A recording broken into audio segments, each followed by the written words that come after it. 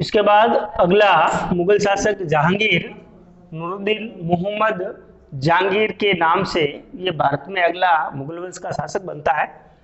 इसका मूल नाम सलीम था, मूल नाम सलीम। जन्म 30 अगस्त 1569 ईस्वी में। पिता का नाम था अकबर,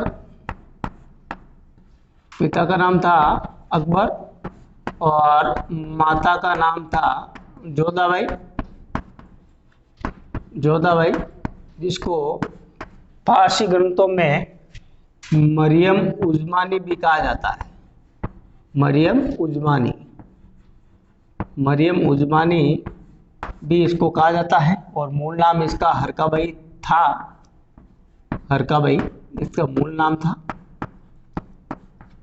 ये नाम सलीम क्यों रखा जाता है? क्योंकि अकबर और जोधाबाई यानी हरकाबाई फतेहपुर सिकरी में शेख सलीम चिश्ती के पास आशीर्वाद लेने जाते हैं, पुत्र प्राप्ति का आशीर्वाद मिलता है और सलीम नाम का एक पुत्र का जन्म होता है, उसका नाम सलीम इसलिए रखा जाता है।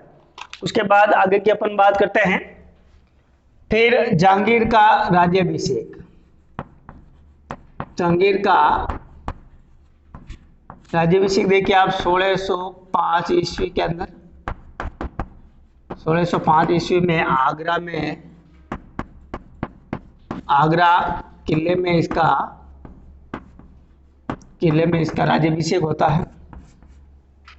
राज्याभिषेक 1605 ईस्वी में आगरा किले के अंदर होता है। अब जहांगीर के शासनकाल में,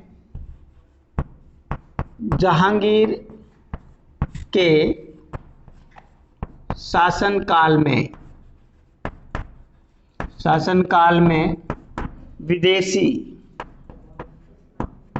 विदेशी यात्री कौन कौन आते? देखिए आप जहांगीर के शासनकाल में कौन कौन से विदेशी यात्री आते हैं। पहले बात करते हैं अपन हॉकिंग्स की। हॉकिंग्स 1608 ईस्वी के अंदर, नंबर 1। उसके बाद फिंथ, ये भी 1608 ईस्वी के अंदर आता है। उसके बाद सर टॉमस रो, ये 1615 में आता है। उसके बाद एडवर्ड हैरी, ये आता है 1616 ईस्वी। तो जहांगीर के काल में विदेशी यात्री में सबसे पहले आने वाला हॉकिंग्स है, ब्रिटेन से आया था। फिर फिंथ आया था 1608 में। उसके बाद सर टॉमस रो आया। उसके बाद एडवर्ड हैरी आया।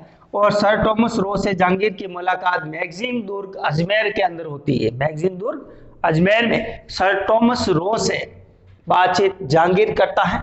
अब अपन बात करते हैं आगे की कि जहांगीर ने सिख गुरु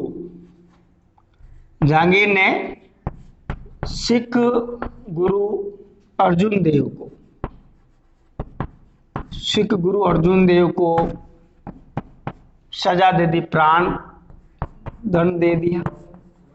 अब सिख गुरु अर्जुन देव को प्राण दंड जहांगीर ने क्यों दिया? क्योंकि जहांगीर का एक विद्रोही था खुसरो, उस खुसरो को सिख गुरु अर्जुन देव ने आशीर्वाद दे दिया था। इसी कारण गुरु अर्जुन देव को जहांगीर ने फांसी की सजा दे दी, उसको मरवा दिया। उसके बाद आगे की अपन बात करते हैं। जहांगीर का काल न्याय जंजीर के लिए प्रसिद्ध था। न्याय जंजीर के लिए विख्यात कौन था? कि जहांगीर था। दुर्ग के भीतर अपने महलों के बाहर एक न्याय जंजीर लगा रखी थी। जिस किसी को भी न्याय चाहिए उस जंजीर को खींचता, उसको दरबार में पेश किया जाता, उसकी बात सुनी जाती और दोषियों को सजा देने का काम किया जाता था। तो जहांगीर का काल न्याय जंजीर के लिए भी प्रसिद्ध था। उसके बाद आगे की अपन बात करते हैं। जहांगीर का काल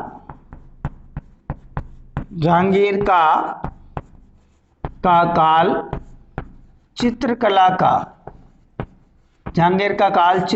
का स्वर्ण काल था। जहांगीर का काल चित्रकला का स्वर्ण काल था। यानी जहांगीर चित्रकला को अत्यधिक बढ़ावा देने का काम करता था, महत्व देता था चित्रकला को। यहां तक कि इसका चित्रकला के ऊपर एक कथन भी है कि भारत के अंदर चित्रकला का दुश्मन मेरा दुश्मन होगा। यानी चित्रकला को अगर किसी ने प्रोत्साहित नहीं किया, चित्रकला को समाप्त करने का प्रयास किया, इसको बढ़ावा नहीं दिया, तो मेरा दुश्मन होगा, मैं उसको सजा दूंगा। उसके बाद आगे की अपन बात करें तो फिर जहांगीर ने एक उपाधि भी धारण की थी। सबसे बड़ी उपाधि है उसकी नूरुद्दीन मोहम्मद जहांगीर बादशाह। जहांगीर इसकी उपाधि है, ना कि इसका मूल नाम। मूल नाम इसका क्या था? सलीम था। जहांगीर इसकी क्या थी? उपाधि। और उपाधि में कितनी बड़ी उपाधि की? नूरुद्दीन मोहम्मद जहांगीर बादशाह की इसने उपाधि धारण की थी। उसके बाद हम आगे की बात करते हैं। जहांगीर के जो महल है वो पुष्कर में स्थित है। उसके बाद जहांगीर के जो नाम उसका रखा गया तो शेख सलीम चिश्ती के आशीर्वाद से इसका नाम सलीम भी रखा गया था। तो इस प्रकार से ये महत्वपूर्ण बातें आपने जहांगीर से संबंधित है। अब एक और महत्वपूर्ण बात करते हैं जहांगीर की पत्नी से संबंधित। जहांगीर की पत्नी का क्या नाम था? जहांगीर की पत्नी का नाम था मेहरुनिसा,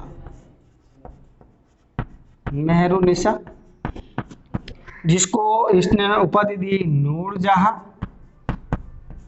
या नूर महल। नूरजहां या नूर महल। ये एक विधवा औरत थी। इस विधवा औरत से जहांगीर ने क्या किया? विवाह कर लिया। इसकी एक पुत्री भी थी। एक पुत्री से जिसने इसे विवाह कर लिया, उसको नूरजहां या नूर महल की उपाधि से विभूषित किया था। जहांगीर की मृत्यु के बाद नूरजहां ने जहांगीर का मकबरा लाहौर के अंदर बनाया था। तो मुगल काल में एक ऐसे दो शासक है जिनका मकबरा भारत में नहीं है। एक तो है बाबर और दूसरा है जहांगीर। तो इस प्रकार से ये महत्वपूर्ण कड़ियां हैं। इसके बाद हम आगे की बात करते हैं शाहजहां के बारे में। अगला शासक है शाहजहां। जहांगीर और शाहजहां। शाहजहां की अपन बात करें हैं तो महत्वपूर्ण बात है 6 जनवरी 1592 में 6 जनवरी 1592 इसका जन्म देखिए। 6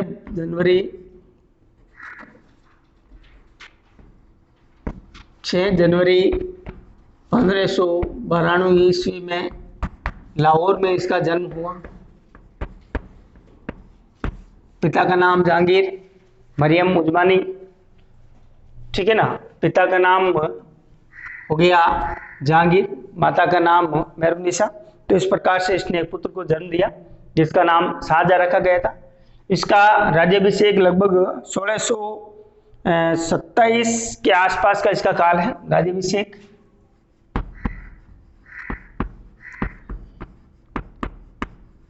राज्याभिषेक 1627 ईस्वी में।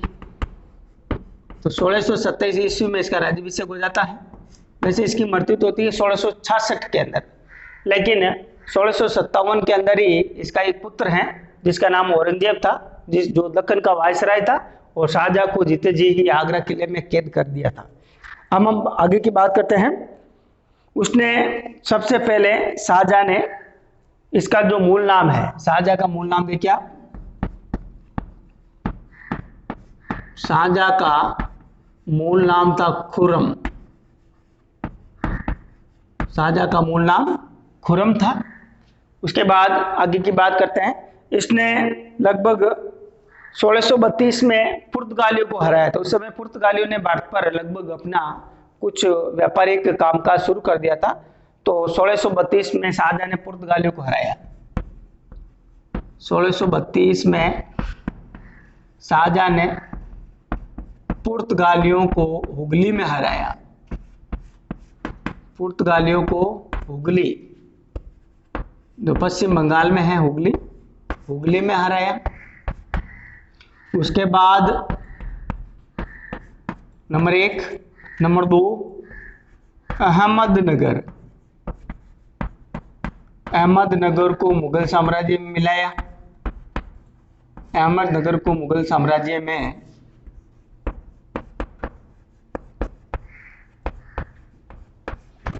अहमदनगर को मुगल साम्राज्य के अंदर मिलाया। उसके बाद 1652 में अपने पुत्र 1652 ईस्वी में मैं अपने पुत्र औरंगजेब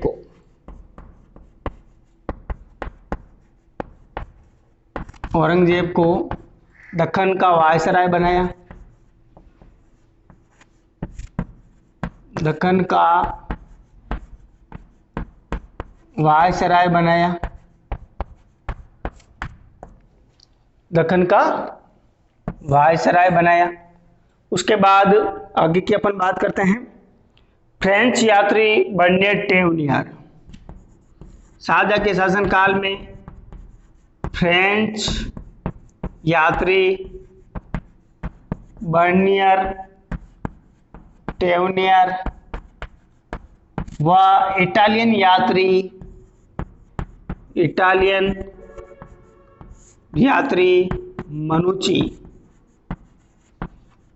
यात्री मनुची भी शासन काल में आते हैं, यानी शाहजहां के शासन काल में मनुची भी आया। उन्होंने शाहजहां के शासन काल का वर्णन अपनी पुस्तकों में भी किया था। उसके बाद आगे की अपन बात करते हैं कि शाहजहां ने अपनी पत्नी,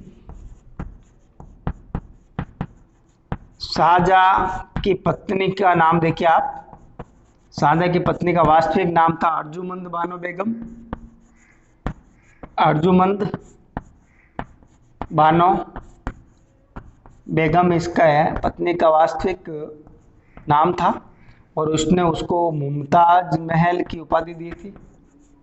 मुमताज महल की इसने उपाधि दी थी, और उसी की याद में उसने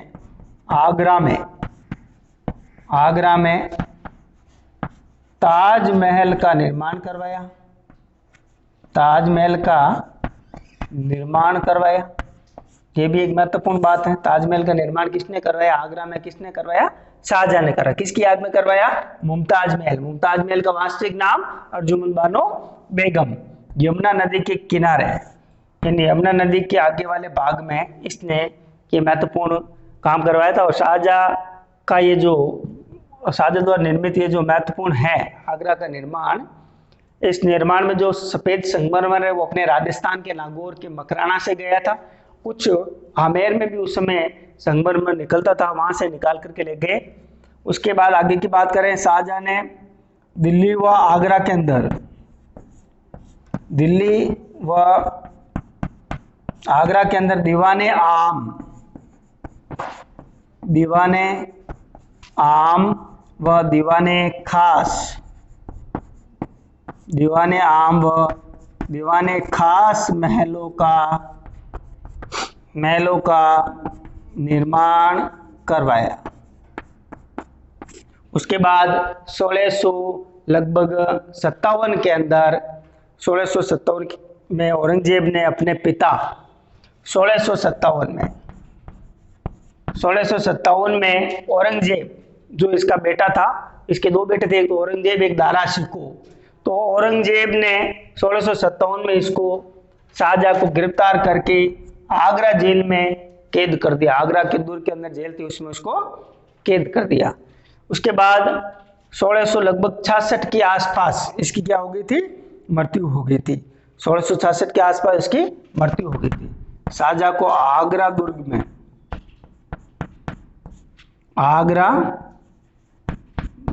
दुर्ग में कैद कर दिया और लगभग 1666 ईस्वी में क्या हो गई थी? इसकी मृत्यु हो गई थी।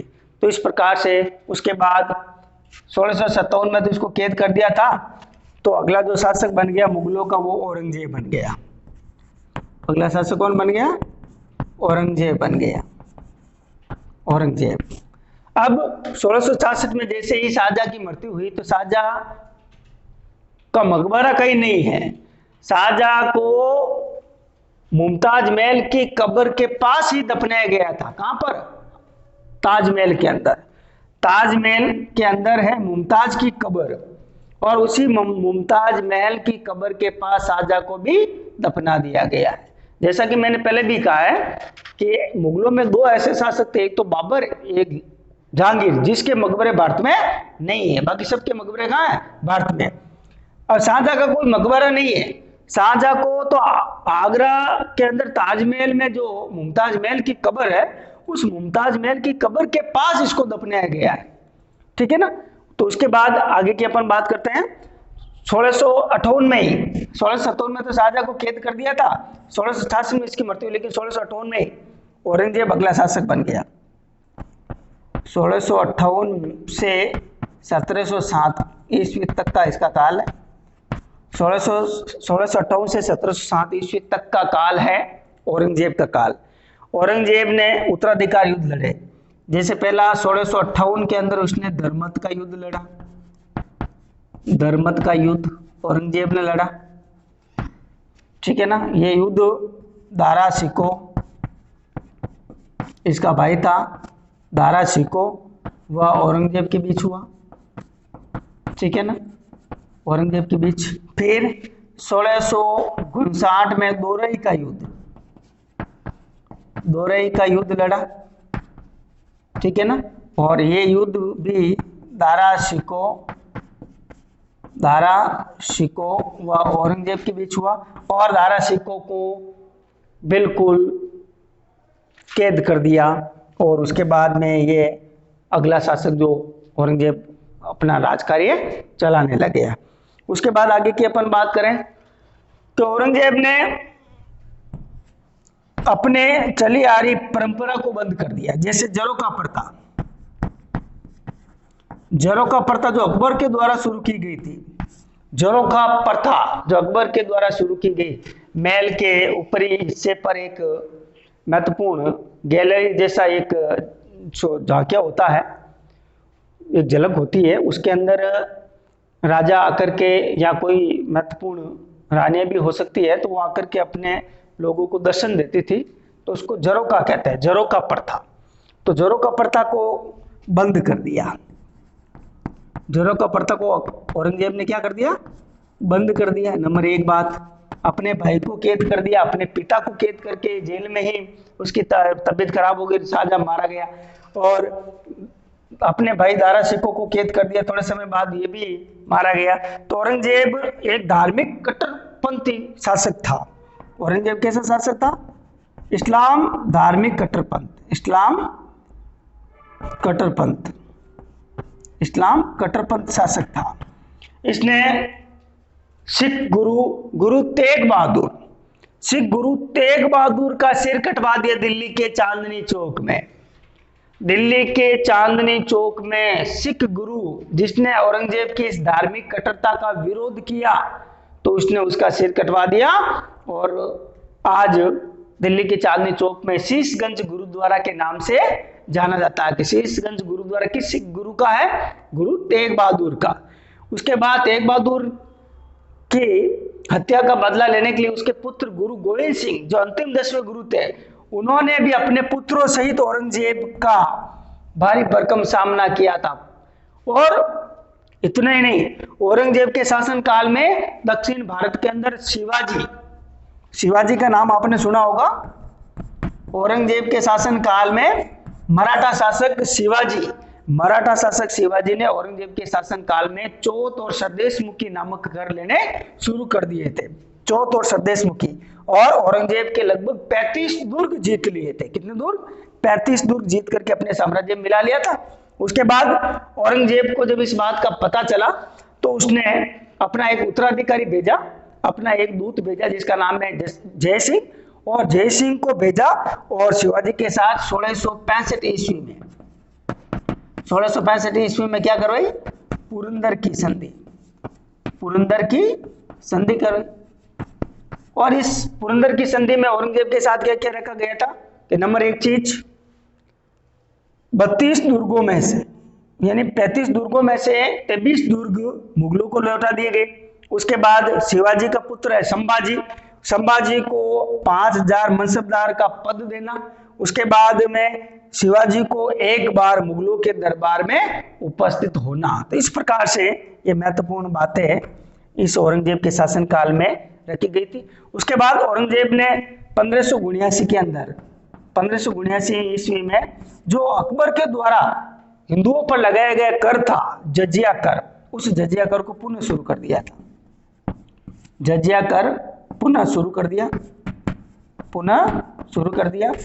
तो अकबर ने तो जजिया कर और यात्रा कर समाप्त किया था, लेकिन इसने 1579 में जजिया कर पुनः हिंदुओं पर शुरू कर दिया था, जो गैर मुसलमानों पर लगाया जाने वाला एक कर है, इसको अपन जजिया कर भी कहते हैं। उसके बाद अकबर के द्वारा चली आ रही जेलों का प्रथा और संगीत प्रथा को भी इसने बंद कर दिया।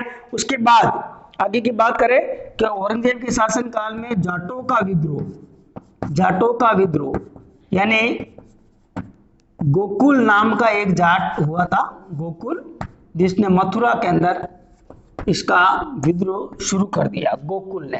तो सिखों का विद्रोह भी हुआ, गुरु तेग बहादुर जैसे शासकों ने इसका जबरदस्त विद्रोह किया। अंतिम गुरु गोविंद सिंह ने भी इसकी धार्मिक कट्टरता का विद्रोह किया। उसके बाद जाटों का भी इसने विद्रोह हुआ। उसके बाद मराठों ने भी इसके शासनकाल में चौथ और सद्देशमुखी कर वसूलने शुरू कर दिए और उसके बाद इसने संधि की। शिवाजी फिर 1666 में आगरा दरबार में उपस्थित होते हैं। तो शिवाजी को राजा ना मान करके चतुर्थ श्रेणी कर्मचारी यानी चतुर्थ श्रेणी के जो मनसबदार हैं, इन मनसबदारों के साथ खड़ा कर देते हैं। बड़ा शिवाजी को इस बात का अफसोस होता है और शिवाजी को फिर षड्यंत्र पूर्वक बंदी बना करके आगरा किले में कैद कर देते हैं। तो अपने पुत्र के साथ शिवाजी ने कुछ फलों की टोकरियों में बैठ करके गुप्त रास्तों से पुनः महाराष्ट्र की तरफ प्रवेश करते हैं और जो संधि के तहत किले सौंपे गए थे उन किलों को पुनः जीत लेते हैं। उसके बाद फिर औरंगजेब स्वयं बीजापुर जाता है, बीजापुर को जीतता है। बीजापुर को जीतने के बाद 1600 लगभग 80-84 के आसपास ये इस शिवाजी को राजा की उपाधि देता है और राजा मानता है। उसके बाद 1707 के अंदर औरंगजेब की मृत्यु हो जाती है। तो इस प्रकार से ये है तमाम मुगल शासकों का वर्णन जो संशोधित पाठ्यक्रम के अनुसार दे रखा है। धन्यवाद।